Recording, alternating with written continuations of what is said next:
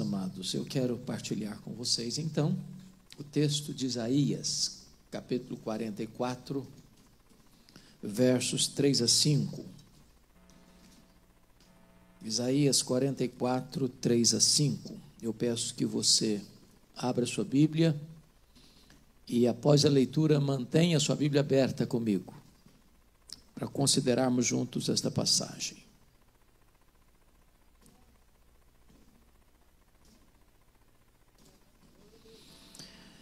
Esse texto diz o seguinte: porque derramarei água sobre o sedento, torrentes sobre a terra seca. Derramarei meu espírito sobre a tua posteridade e a minha bênção sobre os teus descendentes. E brotarão como a erva, como o salgueiro junto às correntes das águas. Um dirá: eu sou do Senhor. O outro se chamará do nome de Jacó. O outro ainda escreverá na própria mão: eu sou do Senhor. E por sobrenome tomará o nome de Israel. Amém. Há alguns anos eu estava em Salvador, na Bahia, numa conferência sobre avivamento. E naquela noite eu preguei sobre avivamento. E quando eu terminei de pregar, uma repórter da cidade estava lá para uma entrevista. E aquela moça me olhou nos olhos e me fez uma pergunta perturbadora. Ela me perguntou assim: o senhor crê no que prega? Eu disse: é claro que eu creio no que eu prego. E ela, incrédula, cética, perguntou assim: mas o senhor crê que ainda hoje é possível acontecer um avivamento? Deus derramar o Espírito Santo? Essas labaredas de fogo descerem? Este vento impetuoso soprar? Impactando uma igreja? Impactando uma cidade? E reverberando isso para a nação?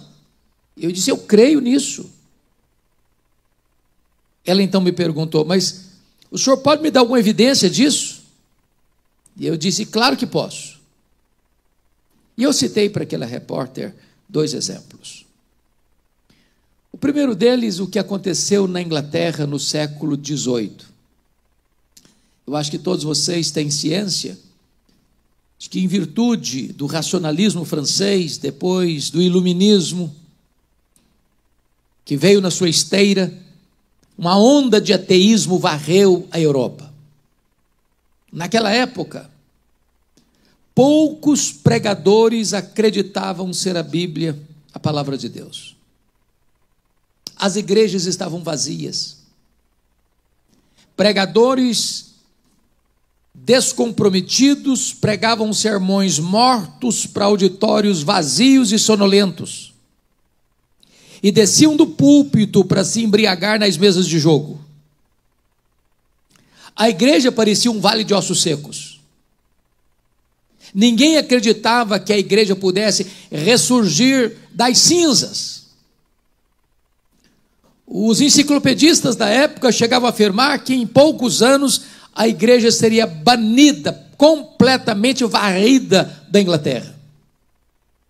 Quando todos, entretanto, apostavam no fracasso irremediável da igreja, Deus levanta um grupo de estudantes da Universidade de Oxford para orar por avivamento. Eles se reuniam para chorar, para confessar seus pecados, para buscar a face de Deus. E numa dessas reuniões, precisamente na madrugada de 31 de dezembro de 1739, às 3 horas da madrugada, naquela reunião de oração, os céus se fenderam, o Espírito Santo desceu sobre eles, e aqueles estudantes ficaram cheios do Espírito Santo. Eles se levantaram no poder do Espírito Santo e começaram a pregar. As igrejas se encheram de pessoas famintas de Deus. Os templos não comportaram as multidões sedentas que vinham, e eles foram para as praças. E este avivamento inglês atingiu toda a nação. Centenas de milhares de pessoas convertidas. As igrejas foram restauradas, revigoradas e fortalecidas no poder do Espírito Santo. Mais tarde, os historiadores afirmaram que foi este avivamento inglês que salvou a Inglaterra do banho de sangue da Revolução Francesa.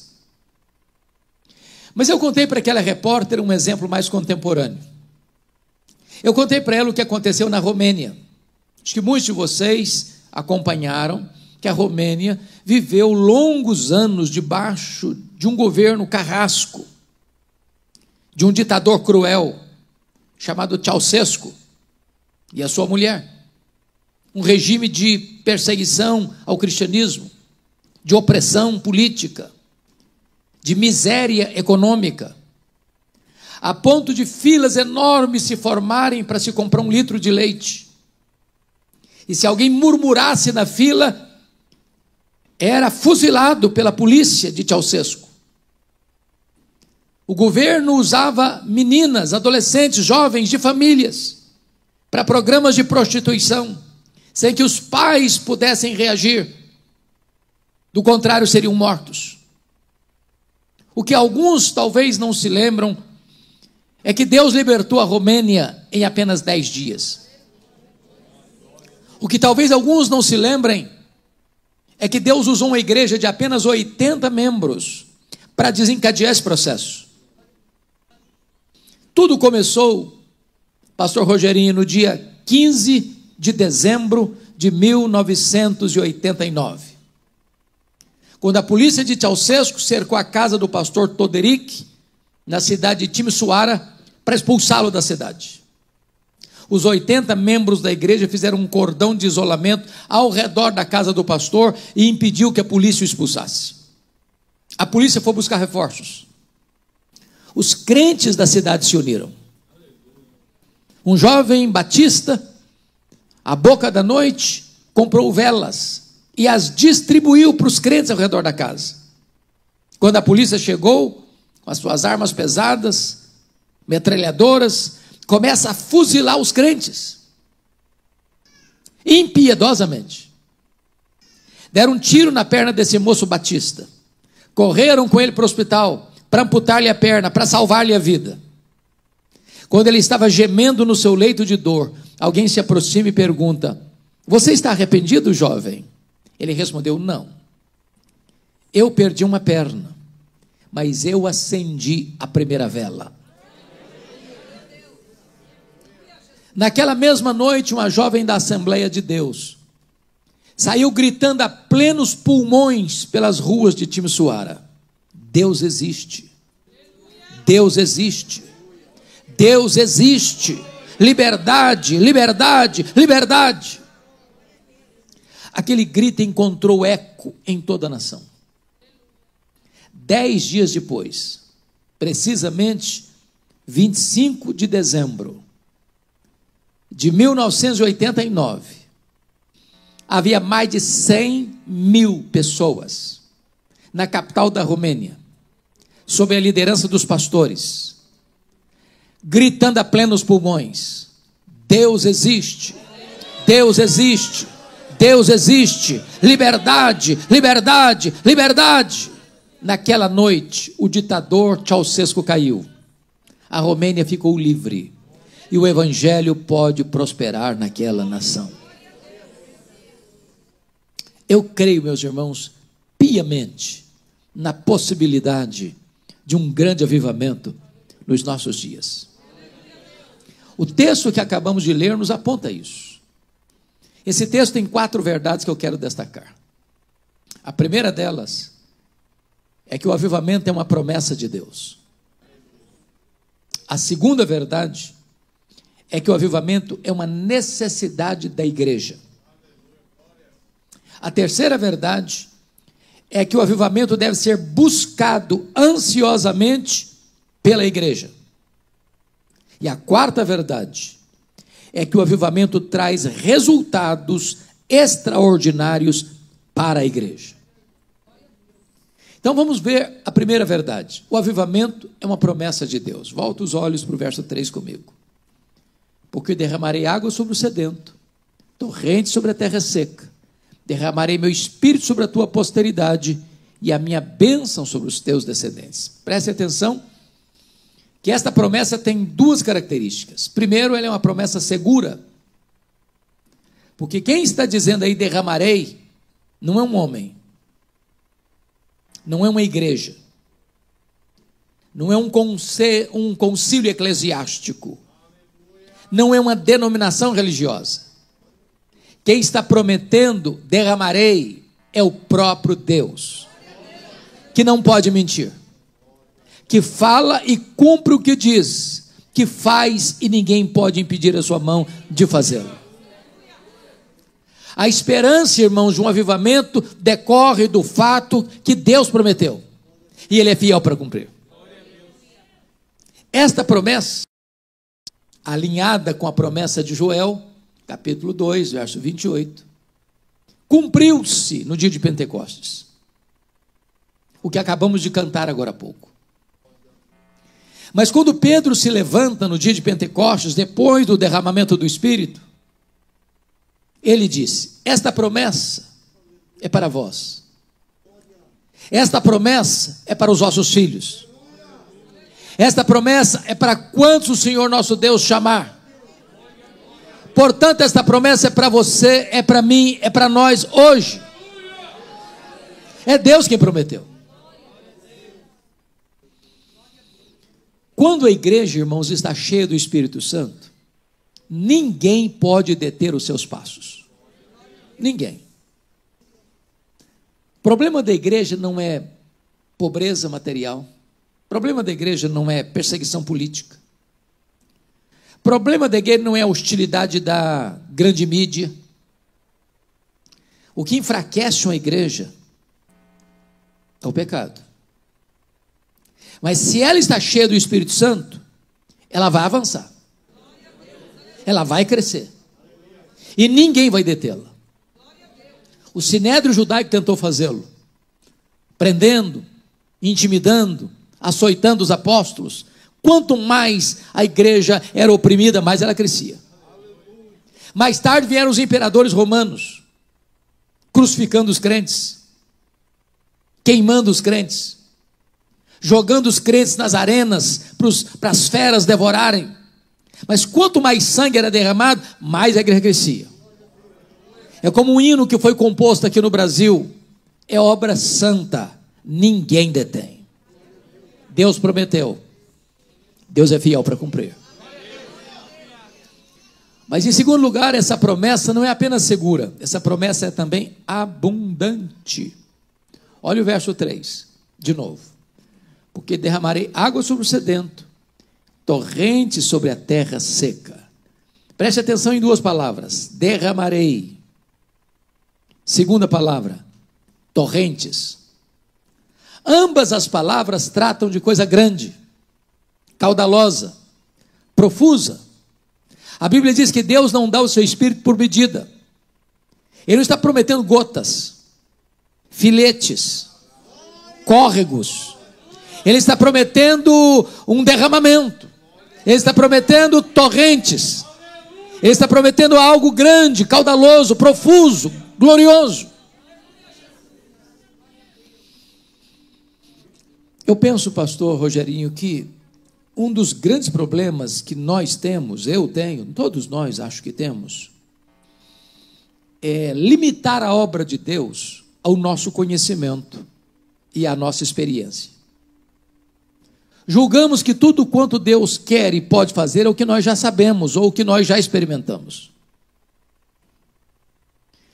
Mas quando nós olhamos o Novo Testamento, mormente as orações do apóstolo Paulo, porque me parece que Paulo, quando estava de joelhos, alcançava o pináculo da sua teologia, ele faz um pedido que penso ser o pedido mais ousado que alguém já fez. Lá em Efésios capítulo 3, versículo 19. Paulo ora para que você e eu sejamos tomados, não de Deus, não da plenitude de Deus, mas para que sejamos tomados de toda a plenitude de Deus. Isso me leva a uma pergunta: mas quem é Deus? Apenas para recordar os atributos que só Deus os tem, nós chamamos esses atributos de atributos incomunicáveis de Deus, porque só Ele tem, nem os anjos, nem os homens, só Ele tem. Então vamos recordá-los? Deus é autoexistente, Deus é infinito, Deus é imenso, Deus é eterno, Deus é imutável, Deus é onipotente, Deus é onipresente, Deus é onisciente, Deus é transcendente, Deus é soberano. Mas se Deus é transcendente, significa que Ele é maior do que tudo que Ele criou. Eu preciso perguntar, mas qual é o tamanho daquilo que Ele criou? E os estudiosos dizem, e isso é uma matéria em aberto ainda, o que eles já sabem, porque o universo não é infinito. Infinitude é um atributo exclusivo de Deus.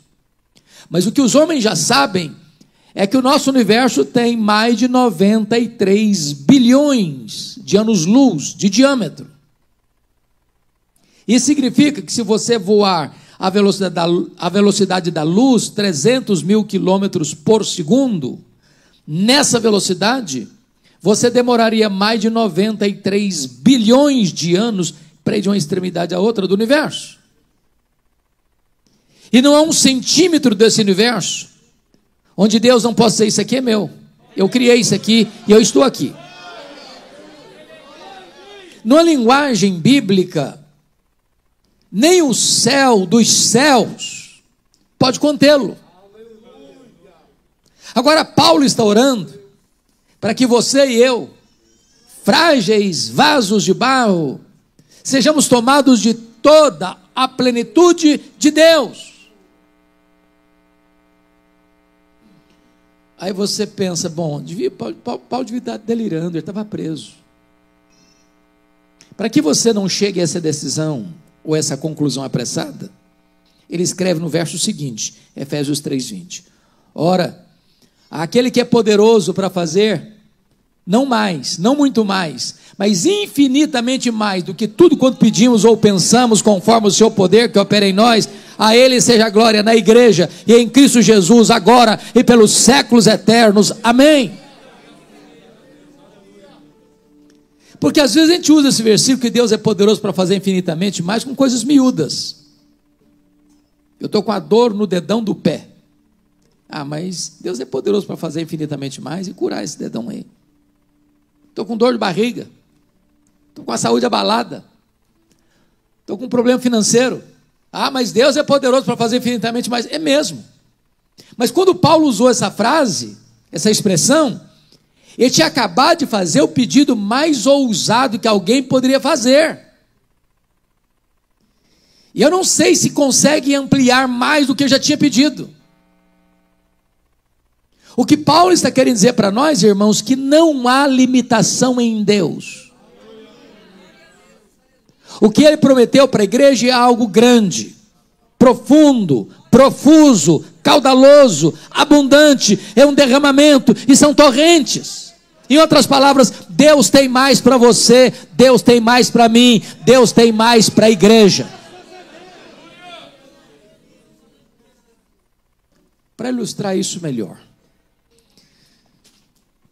no século XIX havia uma família muito pobre nos Estados Unidos, composta de 7 filhos pequenos de 14 anos para baixo.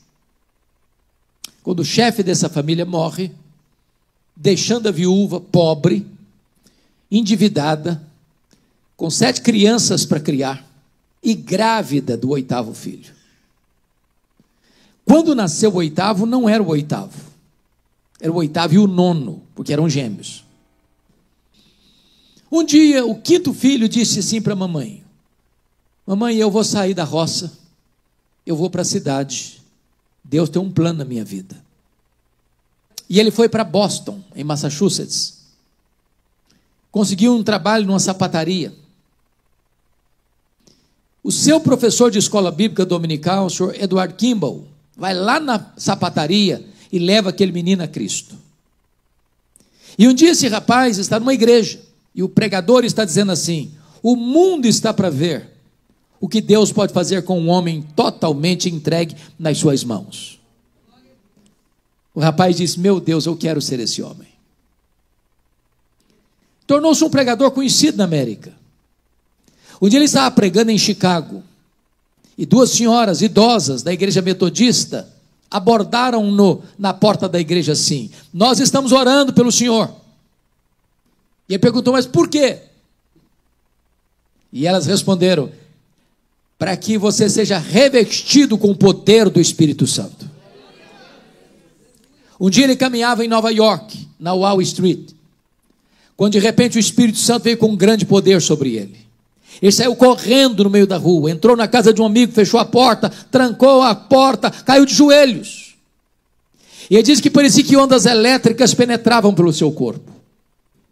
Ele disse que uma alegria tão grande invadiu o seu coração, que ele não podia trocar aquela experiência, ainda que lhe desse toda a riqueza do mundo. Quando ele se levantou dos seus joelhos, nunca mais ele foi o mesmo homem. Nunca mais a história da América foi a mesma. A partir daquele dia, aquele homem levou mais de 500 mil pessoas a Cristo. Aquele homem era Dwight Lima Moody, um dos maiores avivalistas de todos os tempos da história da igreja. Pois Deus é o mesmo, e Ele pode fazer o mesmo. Ele prometeu e Ele é fiel para cumprir. A promessa é segura e a promessa é abundante. Mas esse texto nos leva a uma segunda verdade. O avivamento é promessa de Deus, e em segundo lugar, o avivamento é necessidade da igreja. Então volte os olhos comigo, por favor, para o verso 3. Porque derramarei água sobre o sedento, torrente sobre a terra seca, derramarei meu espírito sobre a tua posteridade e a minha bênção sobre os teus descendentes. Há muitos símbolos do Espírito Santo na Bíblia, como o vento, o hálito, o azeite, a pomba, o fogo, a água. Por que aqui o Espírito Santo é simbolizado pela água?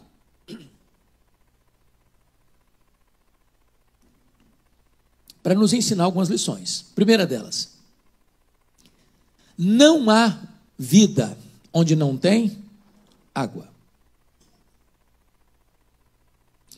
Você pode ter o melhor terreno, você pode ter a melhor semente, você pode ter os melhores insumos, você pode ter os melhores adubos, você pode ter a melhor tecnologia. Se não tiver água, a semente morre mirrada no ventre da terra. Mas o que significa isso? Você pode ter templos modernos, você pode ter aparelhagem sofisticada, você pode ter cantores maravilhosos, músicos maravilhosos, você pode ter pregadores eruditos. Se o Espírito Santo não agir, não tem sequer uma conversão na igreja. Nós poderíamos reunir todo o nosso esforço, todo o nosso conhecimento, toda a nossa técnica de comunicação, e nós não produziríamos sequer um convertido. Sem a obra do Espírito Santo não existiria a igreja. Porque quem aplica a obra da redenção que Cristo fez na cruz é o Espírito Santo. Ele quem convence de pecado, Ele quem regenera, Ele é quem sela para a redenção, Ele é quem é o penhor da garantia da nossa redenção, Ele é quem nos santifica, Ele é quem nos batiza no corpo de Cristo, Ele é quem nos dá poder, Ele é quem esculpe em nós a beleza de Cristo. Nós precisamos do Espírito Santo.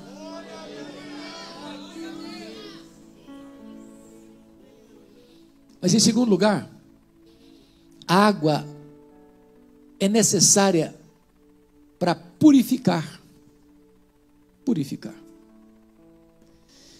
E o Senhor Jesus Cristo disse que quando o Espírito Santo viesse, ele convenceria o mundo, não dos pecados, mas convenceria o mundo do pecado. Do pecado. Que pecado? O pecado de não crer em Jesus.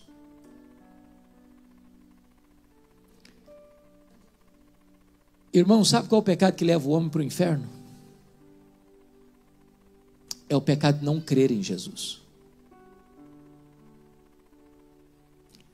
Sabe qual é a mensagem da igreja? Arrependei-vos e creem. Crê no Senhor Jesus. Você vê as pessoas se drogando, você vê as pessoas se prostituindo, você vê as pessoas vendendo a alma para o diabo para ficar rico.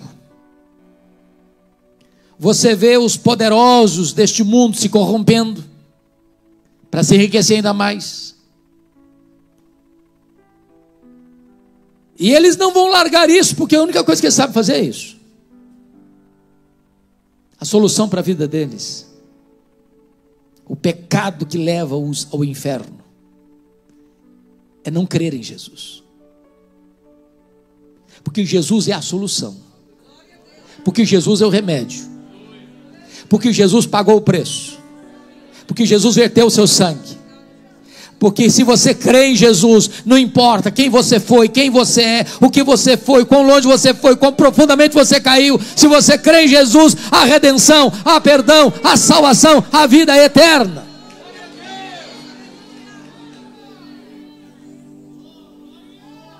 Deixa eu ilustrar isso. Um cidadão cometeu crimes gravíssimos. E ele tinha uma procedência cristã. E houve muitos pedidos, porque ele tinha sido sentenciado à morte. E vocês sabem que nos Estados Unidos, os estados podem ter leis do estado. Cada estado tem suas leis. Tem estado americano que tem pena de morte, tem outros que não tem pena de morte. E esse cidadão foi sentenciado à morte. Mas o governador tem poder de indulto, de perdoar, suspender a aplicação da pena de morte. Diante de tantos pedidos, de tantos apelos, o governador então resolve escrever a carta de perdão para esse prisioneiro. Mas ele não foi lá na prisão como governador, com os trajes de governador. Ele botou um traje de pastor, botou a carta de alforria dentro da Bíblia e foi visitar aquele moço.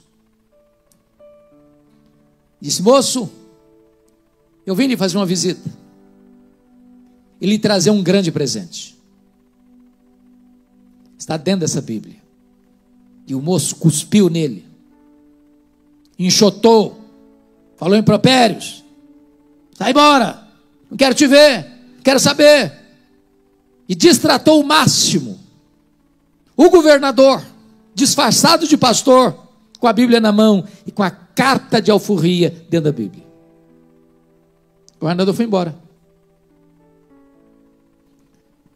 E alguém depois se aproxima dele: rapaz, você é louco. Sabe quem estava aqui hoje? Era o próprio governador. Sabe o que tinha dentro da Bíblia? A sua carta de perdão.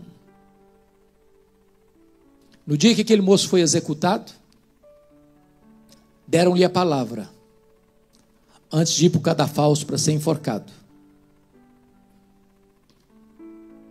eu estou morrendo. Mas sabe por que eu estou morrendo? Não foi por causa dos meus crimes.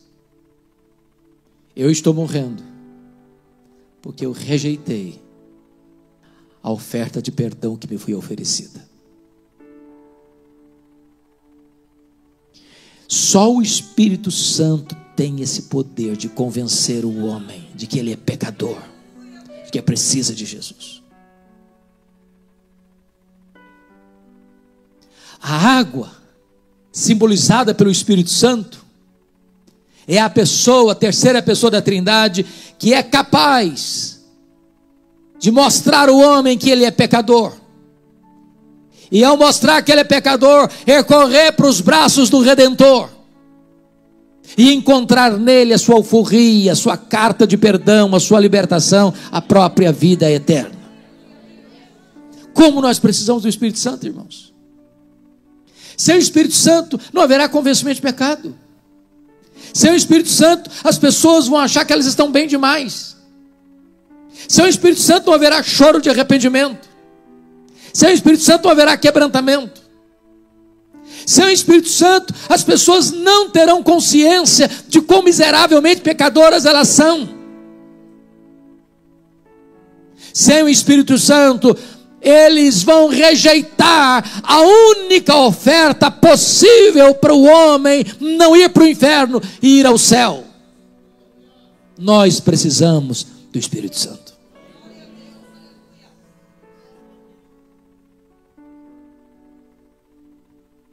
Mas há uma terceira verdade nesse texto que eu gostaria de destacar. Primeiro, o avivamento é promessa de Deus.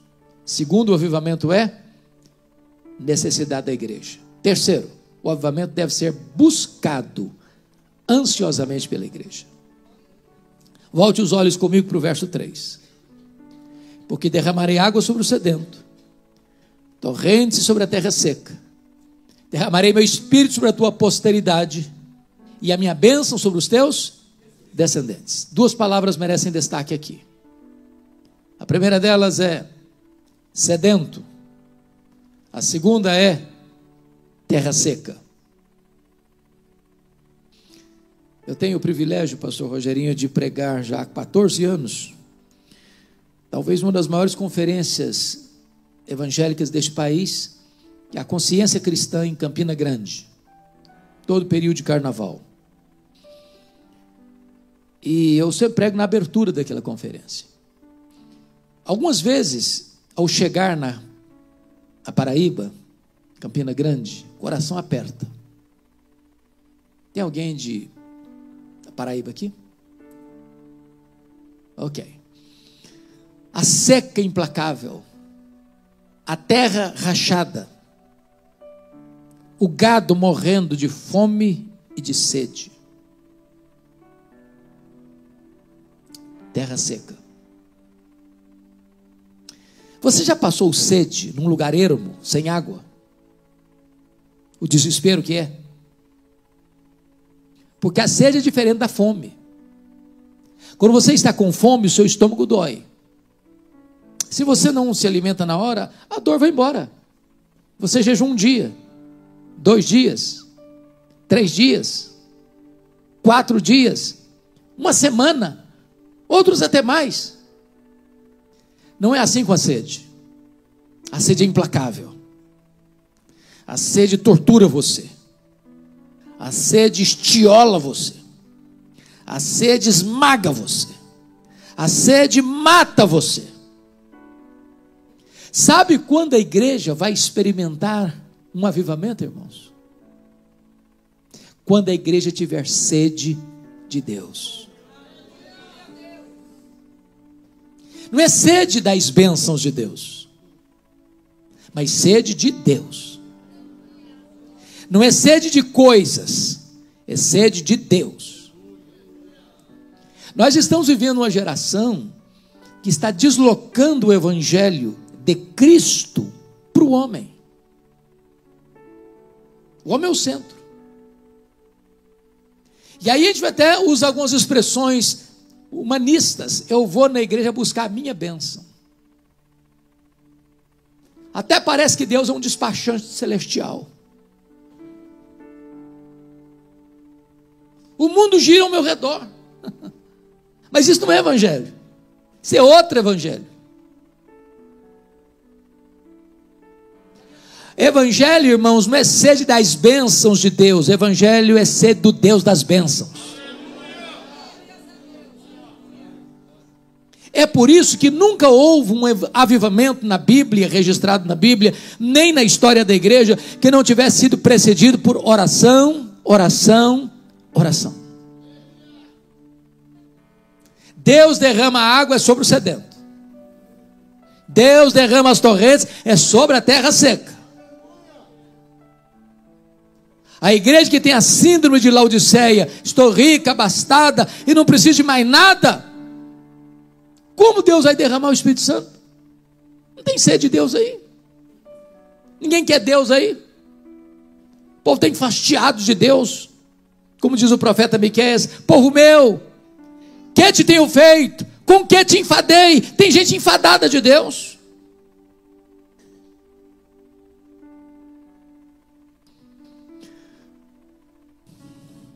Eu tive a bênção de visitar, em 2011, a Coreia do Sul.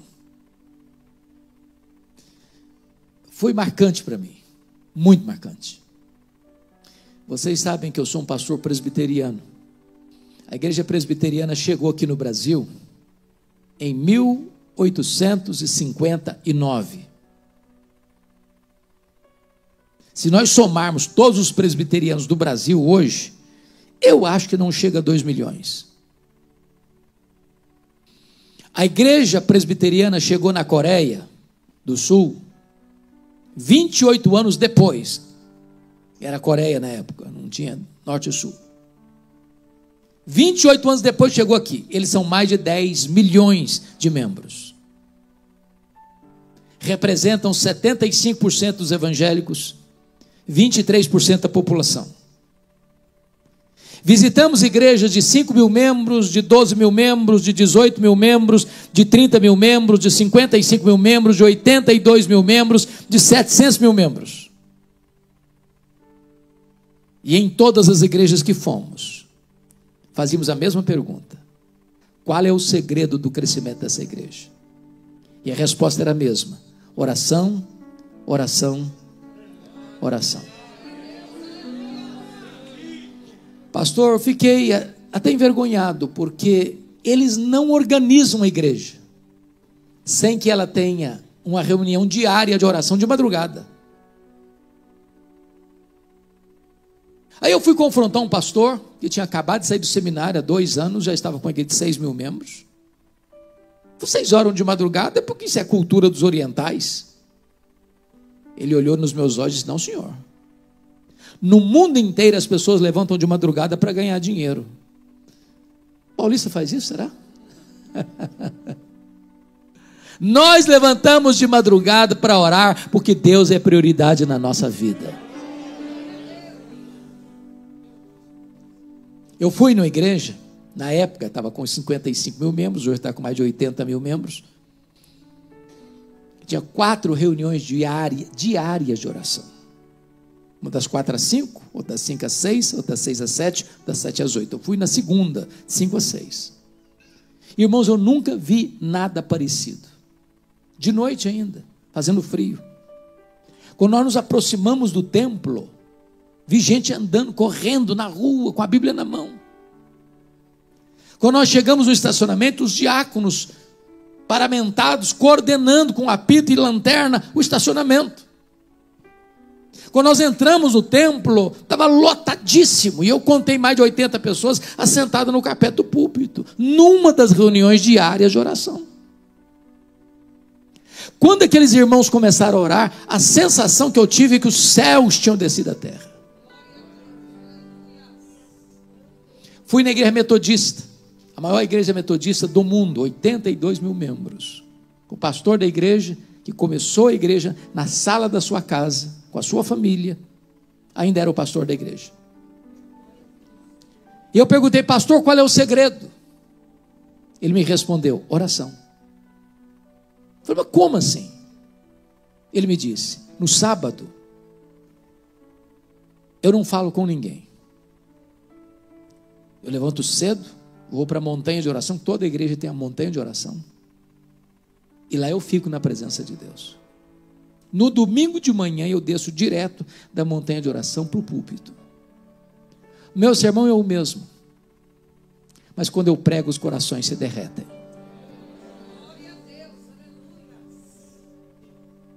Nós fomos na igreja do pastor Paul Yang-Shu, Evangelho Pleno, uma igreja que está com 62 anos, com mais de 700 mil membros, com mais de 700 pastores auxiliares, com 10 mil grupos familiares, com emissora de rádio, de televisão e com um jornal diário de 2 milhões de cópias.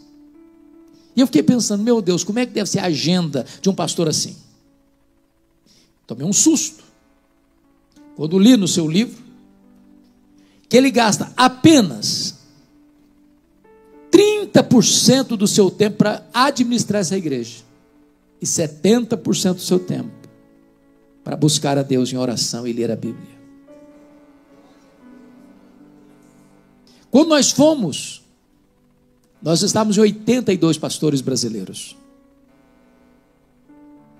E nós vimos pelas circuito de televisão, ele dando uma palestra para a liderança dele.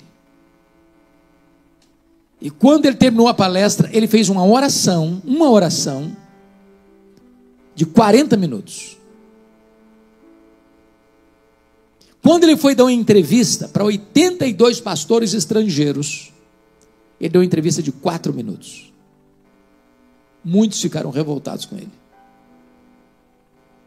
E ele estava nos ensinando uma lição. Deus vem em primeiro lugar. Um dia o telefone do gabinete tocou, a secretária atendeu, e a pessoa disse assim: eu quero falar com o pastor Paul agora. A secretária disse assim: ele não vai atender o senhor agora não, ele está orando. O homem engrossou a voz do outro lado, disse: eu sou o presidente da Coreia, eu quero falar com ele agora. A secretária disse: não, ele não vai atender o senhor não, ele está orando. Mais tarde o presidente ficou bravo, e o pastor respondeu para ele assim: eu não atendi o senhor, porque eu estava falando com alguém muito mais importante do que o senhor. Eu estava falando com o Rei dos Reis e com o Senhor dos Senhores. Aí você começa a entender que Deus é prioridade. Oh, amados, como nós precisamos de reavivar as reuniões de oração.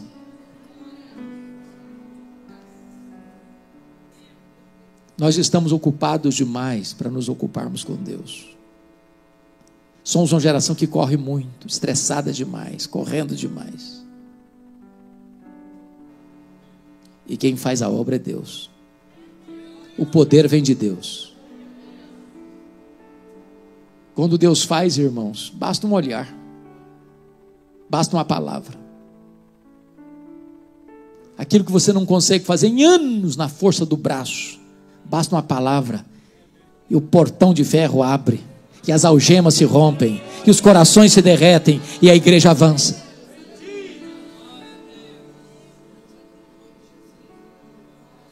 Mas eu queria terminar.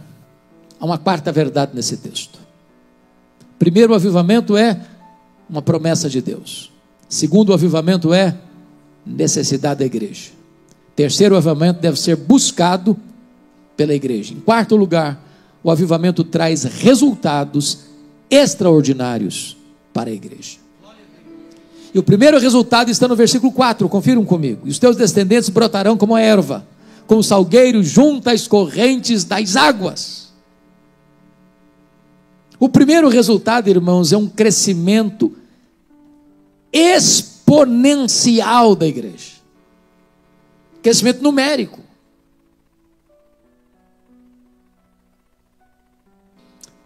Poucos dias, pastor, um pastor me ligou. Ele estava chorando do outro lado da linha. Ele disse assim para mim: pastor Hernandes, a nossa denominação, aqui no Brasil, a nossa denominação não batizou um crente, em média, por igreja, no ano todo.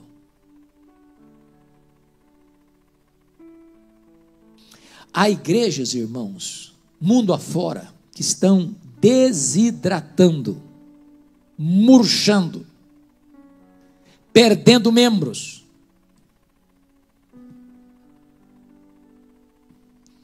Há igrejas que empatam o jogo, entram 30, saem 29, 31.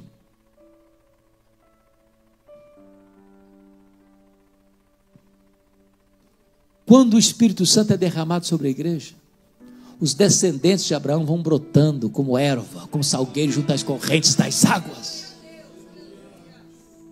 As pessoas são convencidas de pecado lá no estádio de futebol, lá no bar da esquina, lá se drogando nas esquinas escuras. E as igrejas precisam alargar suas paredes.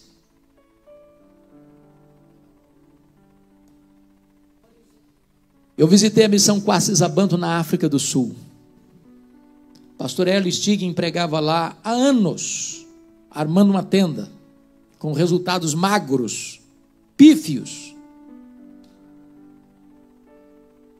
Até o dia em que eles sentiram necessidade de serem revestidos com o poder do Espírito Santo. E eles pararam tudo que estavam fazendo. Começaram a buscar a Deus em oração. Oraram anos. Nos últimos 3 meses, eles se reuniam 3 vezes por dia, só conseguiam chorar, tamanha convicção de pecados que Deus trouxe sobre eles. Numa determinada manhã, eles estavam assentados em oração, como aconteceu no Pentecostes. E de repente, o Espírito Santo veio com grande poder sobre eles. Os feiticeiros saíam correndo lá do campo, com pressa, para acertar a vida com Jesus, sem que ninguém fosse pregar para eles. Quando os missionários acordavam, tinha 10, 20, 30 pessoas na porta de cada um, com pressa para acertar a vida com Deus. E eu vi ali numa fazenda, um templo construído para 15.000 pessoas, com 3 cultos por dia. Porque quando Deus derrama o seu espírito, os descendentes de Abraão vão brotando como salgueiros junto às correntes das águas.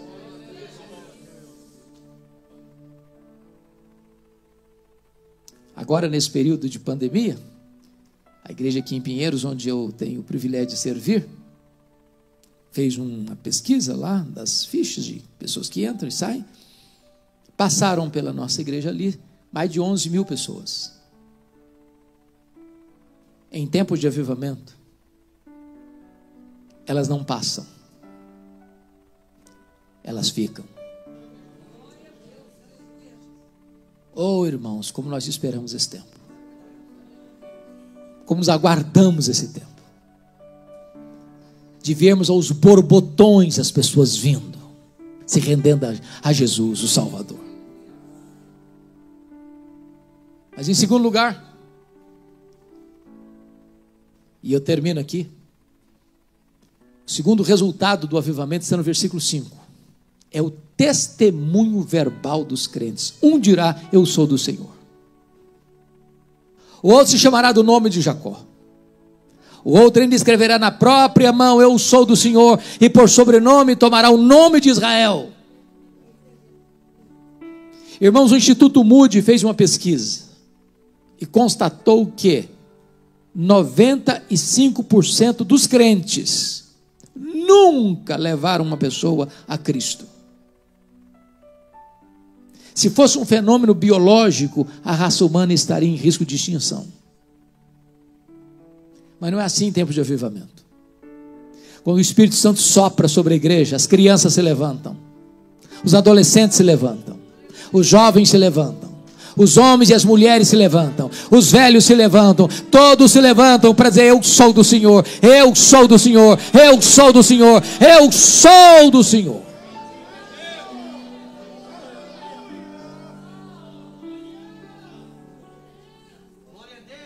Eu fico imaginando esse exército que está aqui hoje, um exército. Aqui dentro desse santuário, irmãos, a sociedade de São Paulo está representada. Aqui dentro desse templo, por uma questão estatística, nós temos gente trabalhando em todos os setores da sociedade. Imagine vocês esse exército que está aqui hoje, saindo pelos bancos, pelo comércio, pela indústria, pelos escritórios, pelos hospitais, pelas universidades, dizendo: eu sou do Senhor, eu sou do Senhor, eu sou do Senhor, eu sou do Senhor, eu sou do Senhor.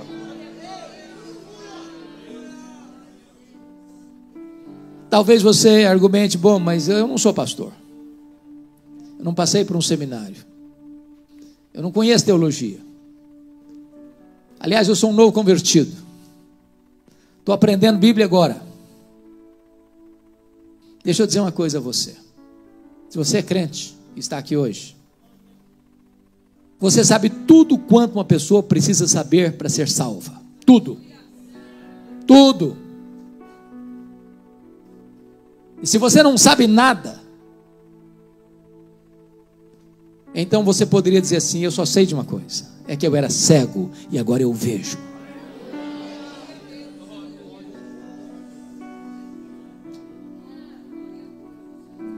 Deixa eu lhes contar meu testemunho, um testemunho pessoal para fechar. Eu fui criado na roça. Fui calçar meu primeiro par de sapatos com 8 anos de idade.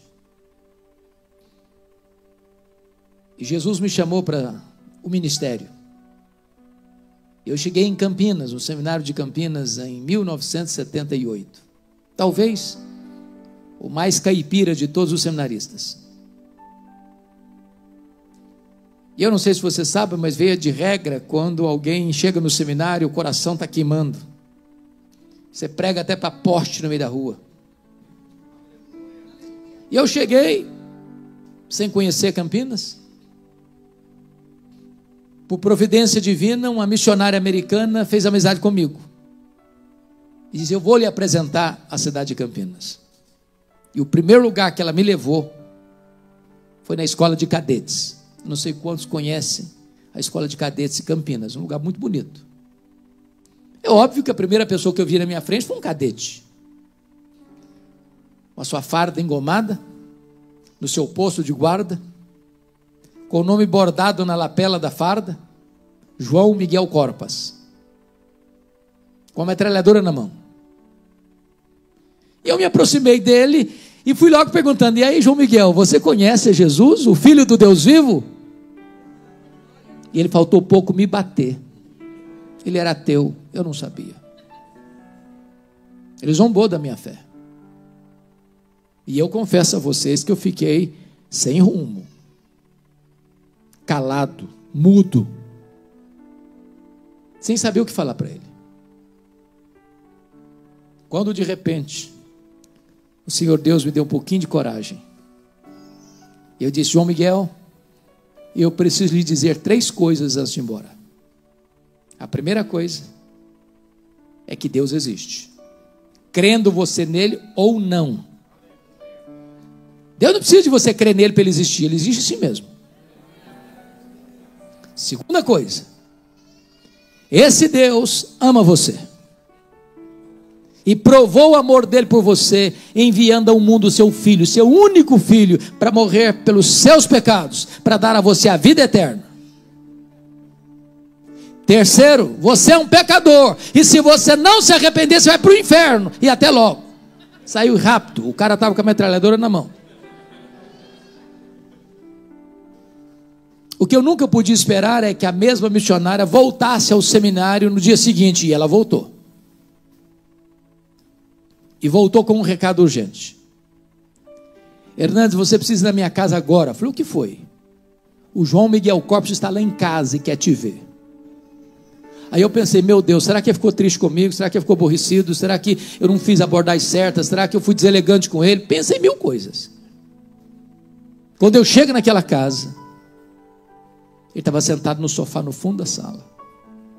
Quando ele me viu entrar, ele se levantou e correu na minha direção e me segurou pelos braços e quase me tira do chão, e chorando disse: por favor, me fale do seu Deus, me fale do seu Jesus. Aquele cadete estava aos pés do Salvador. Era próximo do mês de julho, período das férias. Eu fui para minha terra. Quando eu voltei, ele me liga e disse o seguinte: já levei 3 colegas a Cristo. Acompanhei-o durante o período que fiquei no seminário. Depois perdi o contato com ele. Alguns anos, pregando num congresso da CEPAL, em Águas de Lindóia, alguém vem falar comigo e pergunta assim: você tem notícia do João Miguel Corpas? Eu falei: não, eu queria muito ter notícias dele. Ele me respondeu: eu sou amigo dele, por favor, me fale dele. Ele me disse: o João Miguel Corpas está concorrendo ao generalato. Me disse mais: o João Miguel Corpas é pastor. Ele é pastor da Igreja Assembleia de Deus. Na semana seguinte eu estava pregando em Vila Mariana, e lá estava o João Miguel Corpas com a esposa, para me dar um abraço. Meses depois eu estava em Santos, jantando com a família dele. E ele me contou quantas coisas lindas Deus fez na sua vida. E na hora Deus ministrou o meu coração. Não é a sua eloquência, não é o seu conhecimento, é o poder do Evangelho. Então abra sua boca e Deus a encherá. Oh, queridos irmãos, que Deus levante a sua igreja no poder do Espírito Santo para testemunhar. Agora há pouco, pastor Rogerinho e eu estávamos conversando sobre isso. Solução do Brasil, nem do mundo, irmãos, não está na política, não está na economia, não está nas estratégias dos homens. A solução para o homem, a solução para a família, a solução para São Paulo, a solução para o Brasil, a solução para o mundo está no Evangelho de Jesus Cristo, nosso Senhor. Só Jesus salva, só Jesus liberta, só Jesus perdoa, só Jesus restaura, só Ele pode dar a vida eterna, só Ele pode nos levar ao céu. É nele que os nossos olhos precisam estar. Que o Senhor nos abençoe. Amém.